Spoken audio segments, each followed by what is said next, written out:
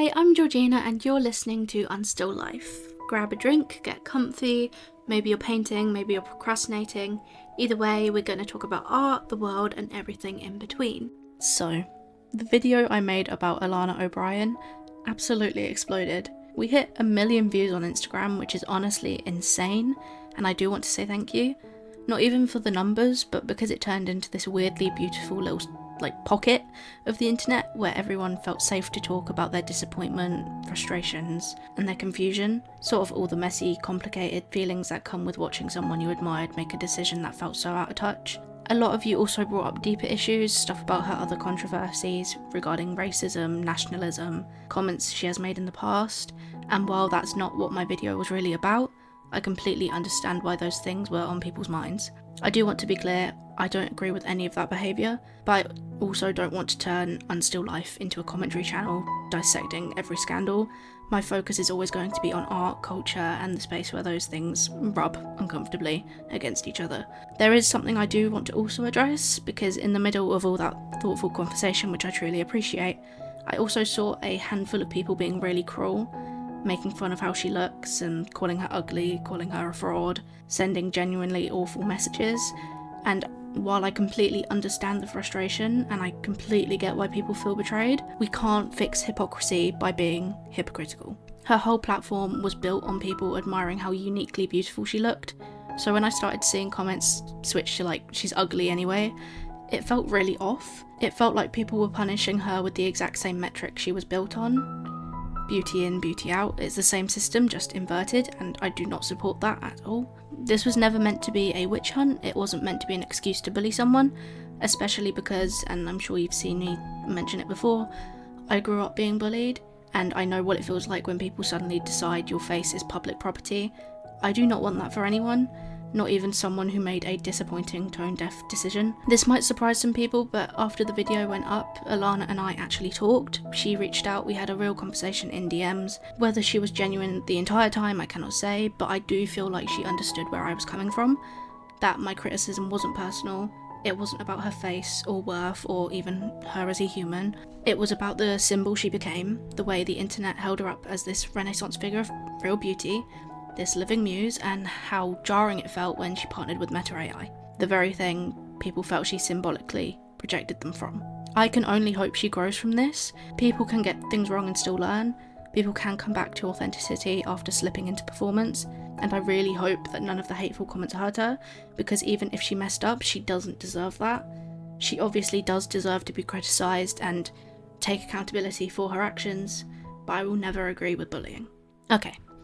Deep breath. Let's shift gears a little, because something about this whole situation got me thinking about a much bigger and older idea, something that existed long before Instagram or AI or influencers, and something that explains a lot about why we react so strongly to faces that feel almost human, or beauty that feels too perfect. So let's segue into the next topic: why we fear the uncanny. Let's talk about the uncanny, because this word gets thrown around a lot, especially now, but the feeling behind it is so old, older than the internet, older than photography, older than all of us. Freud called it, and please excuse my German, I've never spoken a word of German in my life, das Unheimliche, the unhomely, the thing that feels familiar enough to recognise, but strange enough to unsettle you. And that's the core of it, really. The uncanny isn't the fear of the unfamiliar, it's the fear of the almost familiar. Something that looks human but not quite. Something that behaves like a person, but with one tiny detail wrong. Think about mannequins, for example. They have bodies, faces, sometimes eyelashes, they pose, but there's no warmth to them, there's no soul. It is a frozen mimicry of us. Or another example, the old Victorian dolls that close their eyes when you move them at a certain angle. Creepy as hell, by the way. They feel like they remember things they shouldn't. Or at least they look like they feel that way. Or if we want to get more modern, humanoid robots. The smile half a second too late, or a blink like they're following a script. We've always been unsettled by these things, not because they're alien, but because they're nearly us. Close enough to recognise, but wrong enough to disturb. It's that tiny gap, the sliver of mismatch that makes your stomach tighten. It's like your brain can't decide whether to connect or to flee, and that confusion becomes fear. And honestly, the uncanny has only gotten more complicated in 2025, because now the uncanny isn't just mannequins and dolls, It's filters smoothing us into porcelain, it's AI faces that get the skin texture right, but the emotion wrong, or influencers whose beauty feels too painterly, like something between a human and an aesthetic. It's the scroll-stopping photo that looks like a Renaissance portrait, but you can't explain why your brain whispers, "This doesn't feel real." And that's the mini-thesis of this episode. The uncanny is that moment where recognition and confusion collides, where your brain goes, "I know what I'm looking at," and your gut goes, "Do you though?" The uncanny is the space between human and symbol, between real and representation, between life and imitation of life. And it's a space we're being forced into more and more each day, especially online, especially with AI, and especially with faces that almost look human, but somehow don't. And that's what I want to explore today, why that space scares us, why it also fascinates us, and what it reveals about the way we understand beauty, art, and each other. The funny thing about the uncanny is that people talk about it like it's some modern AI era invention, like it suddenly appeared with filters and robots and deepfakes, but the truth is we've always feared the uncanny.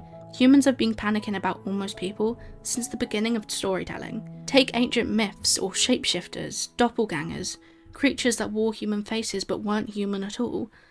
These stories existed long before electricity, let alone algorithms. People were terrified of the idea that something could mimic them, that something could pretend to be one of us without being one of us. And then, much later, the Victorians, who were absolutely obsessed with the uncanny. This was the era of ghost photography, where people genuinely believed their dead relatives were appearing in long exposures. It was the birth of the wax museum, perfect replicas of human bodies that made people faint because they felt so alive and so dead at the same time. Then you get to the 1800s and early 1900s, the rise of automata, mechanical dolls that could blink, breathe, play instruments. People hated them. They called them soulless, demonic, unsettling. Some newspapers genuinely warned that automata were mocking the image of man, which is hilarious and very familiar. It's the exact same fear we hear about today regarding AI. Nothing has changed except the medium. Then early cinema arrived, and even that was considered uncanny. The jerky movement of silent actors, the too bright eyes, the fact that you were looking at real people, but they weren't really there. Audiences said it felt like watching living ghosts. And of course, artists grabbed onto the uncanny like a muse. Hans Bulmer with his disjointed dolls, Cindy Sherman shapeshifting into unnervingly familiar strangers, Diane Arbus photographing people who make us aware of our own discomfort. Even early surrealism is basically the uncanny wearing a silk dress. Every era finds its own version of almost human, and every era reacts the same way, with fascination and fear tangled together. Because this feeling isn't new, it's ancient and it's built into us. Humanity has always panicked when the line between person and not person starts to blur. And that's the quiet truth underneath all of this. The uncanny has been haunting us long before technology ever did.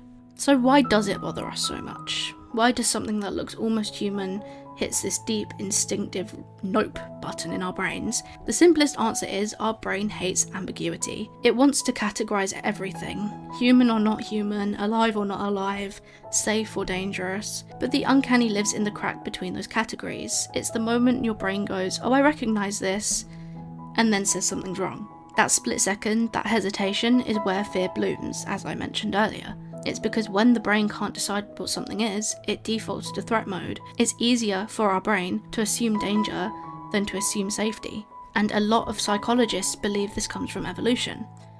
For example, disease avoidance, things that looked slightly off, skin too smooth, eyes too glossy, movement too stiff, signalled illness or decay in early humans. Your brain learned to avoid them for survival. Or the idea that uncanny movement reminds us of corpses, that slow, strange, not quite natural motion that feels more like a puppet than a person, something that shouldn't be alive, moving and blinking. It triggers a deep alarm in us. And then there's the emotional side of it, the part that feels less like science and more like instinct.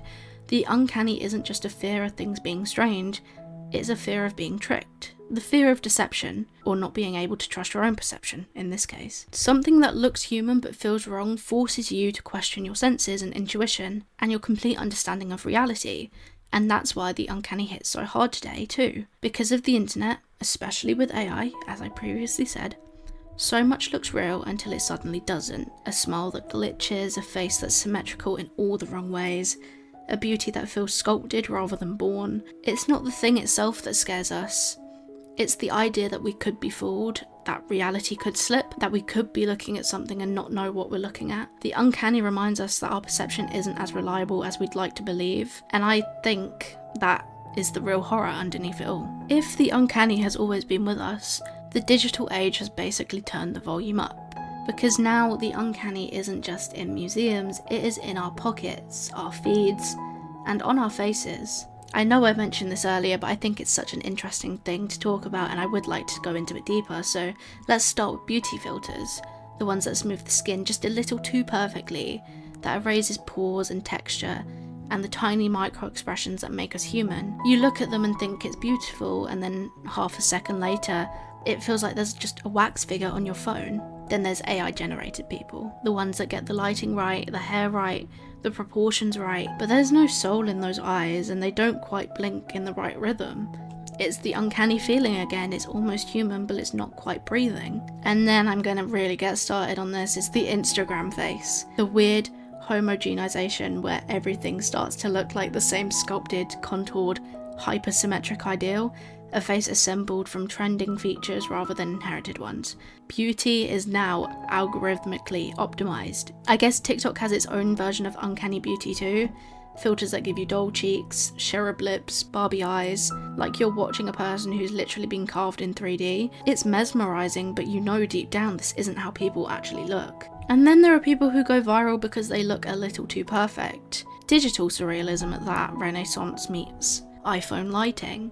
And that brings us softly back to Alana O'Brien, because part of the reason people reacted so strongly to her partnership with Meta AI wasn't just the ethics of it all, it was the uncanny. She became famous for looking like art, that painterly, golden, almost otherworldly aesthetic. She occupied that strange space, a face that looked like a painting but lived in a phone. And then suddenly that face aligned itself with the machine that imitates paintings with AI, a human muse becoming an AI muse. A symbol collapsing into the thing it once resembled too closely. It felt uncanny, not because she isn't human, but because her aesthetic already sat in that eerie borderland between human and image. And that's the core insight of all of this. We fear the uncanny because it reveals how fragile realness has become. When beauty becomes a filter, or a face becomes a brandable symbol, even when AI learns to imitate our own reflections, the line between authentic and artificial gets thinner and thinner, and it's almost disappeared. That's why the uncanny feels heavier today. It's not just a creepy doll anymore. It's us. It's our faces, our bodies, our identities, caught somewhere between reality and representation. I know I wasn't really going to go much into Alana today, but I think she merges perfectly with this topic. And what is so interesting about her, and why her story sits so naturally beside this conversation about the uncanny, is that she didn't just go viral for being pretty. People go viral for being pretty all the time, that's not new. She went viral because she looked unreal, as I previously mentioned.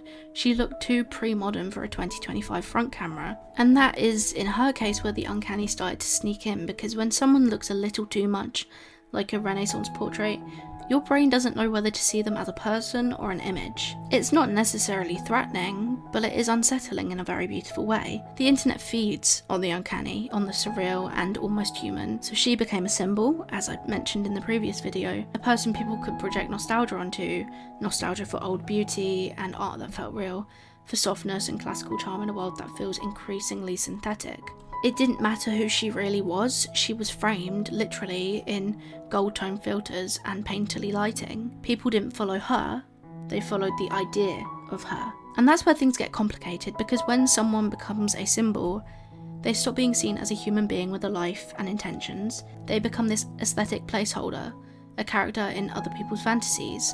So when she partnered with Meta, it felt like she crossed this invisible boundary between the human who reminds us of art and the figure who now has aligned herself with the machine that imitates it. She slid, literally, into the uncanny. It's not that she became less beautiful, it's that the beauty lost its anchor. It stopped feeling like a gift and started to feel like a brand asset. And that right there, that moment where a human becomes a symbol, and then the symbol becomes a little too polished and too manufactured, that is the uncanny, not the AI or the filters or the lighting or the algorithm.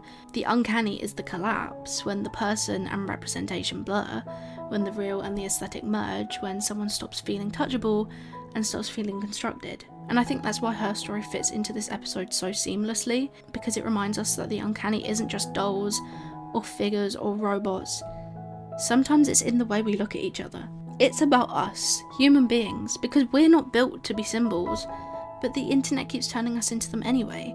We're not meant to be flawless or consistent or perfectly curated. We're not meant to look the same in every photo or deliver the same aesthetic daily, but online that's exactly what happens. And suddenly, without even noticing it, we become an uncanny version of ourselves. Not fake, but not real either. We become someone we don't wake up as, and maybe that's why the Alana situation struck such a collective nerve, because she isn't the only one. She was just the most visible example of something we all feel creeping in at the edges. That slow transformation from human to aesthetic, from person to symbol, self to representation, messy and alive to curated and uncanny. And when you've experienced being misseen, you recognise that feeling instantly. I mean, as I mentioned, I grew up being bullied for how I looked and how I existed. People felt entitled to decide what I was supposed to be, whether that was a joke, a target, or someone to pick apart. And that does something to you, that it makes you hyper aware of the gaze, of the gap between who you are and how you're perceived. It's this quiet, soft horror, the unsettling realisation that other people's versions of you can feel more powerful than your own. And when you bring that into the digital world, the uncanny becomes personal. It becomes a mirror that doesn't quite reflect you. The fear isn't the uncanny object anymore, it's the uncanny self. The version of you that appears online, the one that looks human but doesn't feel fully like you. And maybe, and this is the part that really sits with me, maybe we fear the uncanny because we fear becoming it. Not just looking uncanny, but being uncanny. Being trapped in someone else's perception, being slightly misaligned with your own image, and being recognisable in all the wrong ways. The uncanny isn't just out there, sometimes it's in here, in how we present ourselves, in how we're interpreted, in how much we're flattened into aesthetics, and how easily we slip from human into symbol without even meaning to. And acknowledging that I don't think should be a scary thing. It's quite grounding, actually, because once you see it, you can choose to step back from it and be human again. But here's the part I actually love. The twist in all of this, because yes, the uncanny is unsettling, yes, it makes something inside of us flinch, yes, it can feel like a warning bell ringing quietly in the back of the mind, but it's not always a bad thing. Not everything that unsettles us is a threat. There are uncanny things that are genuinely beautiful, puppets with painted eyes that come alive when someone's hand slips inside them, that sounded weird, masks that transform the wearer into something mythic, stop motion animation, the jerky, fragile, impossibly charming, where every frame feels a little bit like a spell, stylized portraits where the eyes are a bit too big, or the skin is a little too smooth, or the colours are slightly unreal, and somehow that makes them magical instead of frightening. Artists are being intentionally creating almost human forms forever, not to deceive, but to expand the boundaries of what a face or body can be, to play and imagine and explore the liminal space between the real and the surreal. The uncanny isn't just a glitch, it's also a canvas, a gap full of imagination, this delicate place where reality loosens its grip just enough for creativity to slip in. Some of the most moving art in history comes from that exact space. Surrealism, fantasy, symbolism, masks, dolls, marionettes, hyper-stylized portraits, they all exist at the same border between recognition and wonder. And maybe that's why the uncanny keeps returning generation after generation, because it's powerful, it's vulnerable, and it touches something deep and unspoken in us. It forces us to look closer and question and feel that strange stretch between comfort and discomfort, and realise that both can coexist. The uncanny shows us that being almost human isn't always a flaw. Sometimes it's an opportunity, a chance to see the world and ourselves from a slightly canted angle, and honestly, that tilt can be beautiful. So, to summarise, the uncanny isn't new, it's not a TikTok invention or an AI glitch or a product of the internet age. It's ancient and very human, and it has been following us through myth and art and culture for centuries. It just keeps finding new faces to wear. And I think that's the interesting part. The uncanny says so much more about us than it ever says about the things we're looking at. It exposes our expectations, our fantasies, our fears, our longing for what feels real, and our discomfort when reality slips even a millimetre out of place. Art has always lived in that space between the familiar and strange. Maybe that's why the uncanny sticks with us. It's a mirror we're not always ready to look into, but once we do, we see something true in it. Something painfully true, yeah, maybe, but also something beautifully true. So what I want to ask you, the viewer, what uncanny moment sticks with you? Is it a piece of art, maybe it's a doll or a photo? I'd love to hear your stories in the comments. And if you do want to support real human-made art that's a little messy and imperfect in all the right ways, you can find my prints and originals linked in the description below. It helps me keep making these episodes, and honestly, it means the world. Thank you so much for listening, watching, and thinking with me, for sitting in this strange, little beautiful space with me. I'll see you in the next episode of Unstill Life.